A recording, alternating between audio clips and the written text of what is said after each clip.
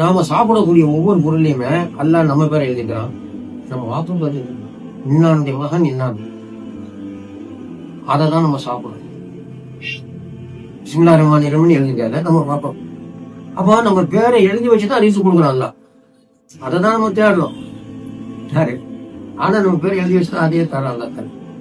இப்ப அல்லாஹ் ஜல்லஷானு இப்ப முன்னால சோறு, சோறு முன்னால இருக்கு, சூரியன் கண் முன்னால இருக்கு. பசி அடங்கிடுமா? சோறு கண் முன்னால இருந்தா பசி அடங்குமா? பசி சோறு உள்ள போகும். தண்ணி முன்னால இருக்கு, பசி அடங்கிடுமா? தாகம் தீர்ந்துருமா? தீராது. தண்ணி எங்க போகும்? உள்ள போகும். மருந்து மாத்திரை முன்னால இருக்கு, நோய் போயிடுமா? போக. மருந்து மாத்திரை உள்ள போகும். இதுல இன்னொன்னு, உள்ள முழுங்க வைக்கிறது யாரு? அது பெரிய பிரச்சனை. உள்ள முழுங்கணும் இல்ல, அந்த கூவத்தை அல்லாவுடைய அதே கூட அல்லா இருந்து முழுங்க வைக்கிறான். இன்னொன்னு பாருங்க,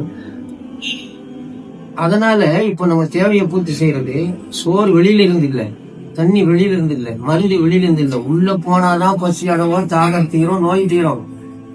அது மாதிரி நம்ம தேவையை பூர்த்தி செய்யறவங்க எல்லாம் வெளியில உட்காந்துருந்தா எப்படி நம்ம தேவை பூர்த்தி ஆகும்? சொல்லுங்க. தேவையை பூர்த்தி செய்யணும்னா வெளியில உட்காந்துருந்தா அது எப்படியா பூர்த்தி ஆகும்?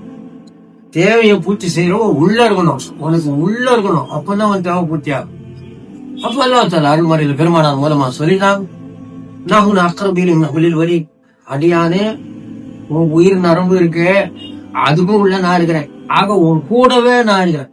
உன் கூடவே இருக்கிற என்னால் தான் உன் தேவையை பூர்த்தி செய்ய முடியுமே தவிர விலகி இருப்பவர்களாலோ விலகி இருப்பவர்களாலோ உன் தேவை பூர்த்தி ஆகும்.